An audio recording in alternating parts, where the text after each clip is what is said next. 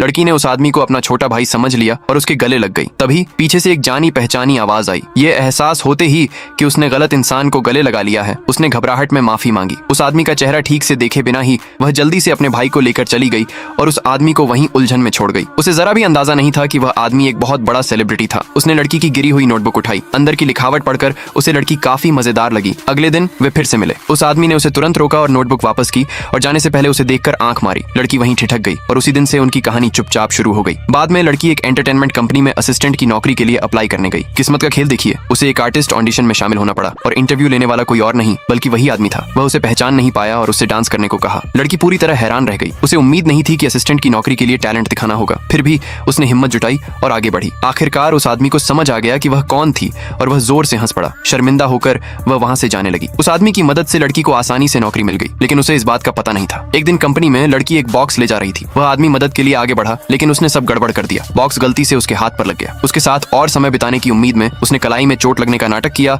और उससे अपने लिए ऑटोग्राफ देने को कहा। उसके सामने एल्बम के ढेर लगे थे। वह शिकायत करने ही वाली थी कि उसने बहुत दर्द होने का नाटक किया। उसके पास बिना कुछ कहे मन लगाकर साइन करते रहने के अलावा कोई चारा नहीं था। तब से वह आदमी उससे मदद मांगने के बहाने ढूंढता रहता था। वह उसके आकर्षक लुक को देखकर कभी मना नहीं कर पाती थी। उसे पूरी लगन से काम करते हुए देखकर उसके दिल में एक अजीब सी हलचल होने लगी। उसे जरा भी अंदाजा नहीं था कि लड़की अक्सर अकेले में उसकी बुराई करती थी। एक दिन एक मीटिंग के दौरान गलती से उसकी रिकॉर्डिंग जोर से बज गई। वह आदमी गुस्से से भर गया, लेकिन लड़की ने साफ साफ सब कुछ नकार दिया। फिर उसने अपनी बातों से उस पर दबाव डाला। फंस जाने पर लड़की ने आखिरकार सच बता दिया। उसका मूड ठीक करने के लिए वह उसके साथ डिनर करने को तैयार हो गई। फिर वह आदमी चला गया। उसके चेहरे पर जीत वाली मुस्कान थी। दूसरे पार्ट के लिए कमेंट में यस लिखे।